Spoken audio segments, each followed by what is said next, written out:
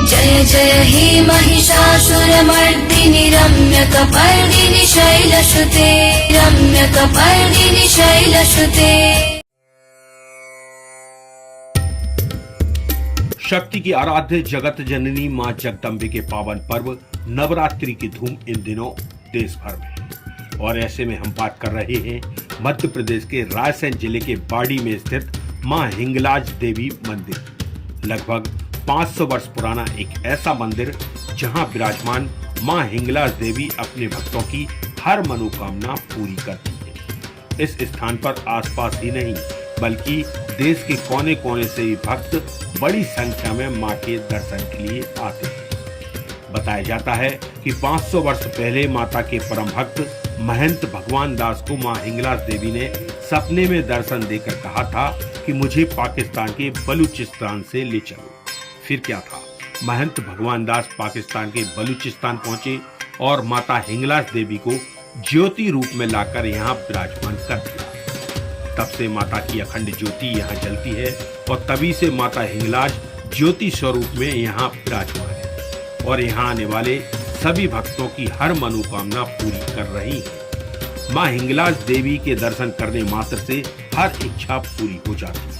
कहा जाता है कि मां के दरबार से कोई खाली हाथ नहीं जाता और यही कारण है कि इस मंदिर में हाजिरी लगाने दूर दूर और देश के कोने कोने से माता के भक्त यहाँ पहुँचते हैं।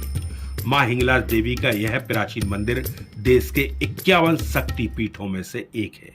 इतिहास की माने तो मां हिंगलाज का एक मंदिर पाकिस्तान के बलूचिस्तान में स्थित है और दूसरा मंदिर रायसेन जिले के बाड़ी में मौजूद है। मां के दर्शन करने आए भक्त प्रमोद सक्सेना बताते हैं कि मां के दरबार में आकर ऐसा लगता है मानो एक बच्चे को जो सुख अपनी मां की गोद में मिलता है वही सुख इस मंदिर में आकर मिलता है। नवरात्रि है तो यहाँ माता जी के दरबार में माथा टेकने आता हूँ और बड़ी आनंद की अनुभूति होती है माता जी के दरबार में जब भी माथा टेकते हैं। जैसे का बोध बच्चा अपनी माँ की गोदी में आके परम आनंद की प्राप्ति करता है, ऐसे ही मुझे माता जी के दरबार में आके परम आनंद मिलता है। माता रानी सब मनोकामनाएं पूर्ण करती हैं। वहीं संगीता अहिरवार बताती हैं कि मेरी सूनी गोद मां के इसी दरबार में हाजिरी लगाने से भरी है। इस कारण मैं कई वर्षों से मां के दरबार में आ रही हूँ। हिंगलाज मैया की जय। हम यहाँ 25 साल से आ रहे हैं। माता रानी ने हमारी गोदी भी भरी। हम बहुत परेशान थे, 5 साल बच्चे नहीं हुए। माता रानी की कृपा से मेरे बच्चे हुए। माता रानी की बहुत महिमा है यहाँ पे।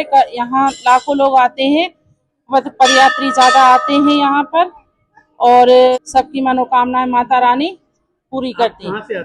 वहीं एक भक्त राजेश श्रीवास्तव का कहना है कि हमारा परिवार सदियों से इस मंदिर से जुड़ा है और इस स्थान का अपना अलग ही महत्व है। इसीलिए हर बार दोनों नवरात्रि में आकर मां के दर्शन करते हैं। और बचपन से ही इस मंदिर पे हमारे परिवार के साथ आना जाना लगा हुआ है और बड़ी श्रद्धा भाव से हम लोग दोनों नवरात्रों में यहाँ मंदिर पे माता रानी के दर्शन करने आते हैं। ठीक है, और जो भी मनोकामना लेकर आते हैं माता रानी की कृपा होती है, वह मनोकामना पूर्ण हो जाती है। तो हमारी बड़ी आस्था है इस मंदिर से, तो हम सब परिवार इस मंदिर पर आते हैं। मंदिर के पुजारी बताते हैं कि मां के इस दरबार से कोई खाली हाथ नहीं जाता और भक्तों की हर मनोकामना यहाँ पूरी होती है। इनका मुख्य शक्तिपीठ वर्तमान में पाकिस्तान के बलूचिस्तान में है। हमारे यहाँ के महंत श्री भगवान दास जी इनको वहाँ से जो 16वीं शताब्दी में जो स्वरूप लाग ने स्थापित किया है। यहाँ लोग दूर दूर से आते हैं, बड़ी दिल्ली से, कोई बम्बई से जिनकी मनोकामना पूरी, कोई भंडारा कराता है, कोई कलश यात्रा लाता है, कोई चुनरी यात्रा लाते हैं।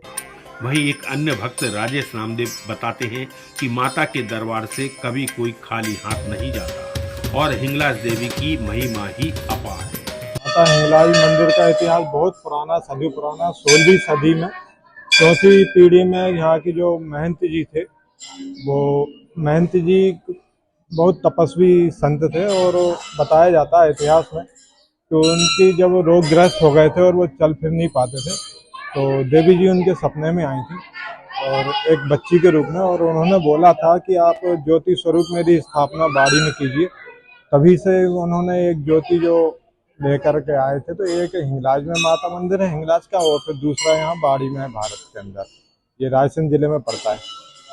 और उसके बाद भी इससे कई इतिहास भी है, नवाबी शासन का भी कई इतिहास है कि उन्होंने एक बार महंत जी को यहाँ पे इनकी परीक्षा लेने के लिए कुछ मांस के टुकड़े भी यहाँ पे भेजे थे बाड़ी में, ताकि इनको खंडित कर सकें। पर वो सुबह सुबह वो भी मांस के टुकड़े भी जब जैसे यहाँ पे आए थे तो उनके स्पर्श से वो प्रसाद के रूप में, मीठा के रूप में हो गया था।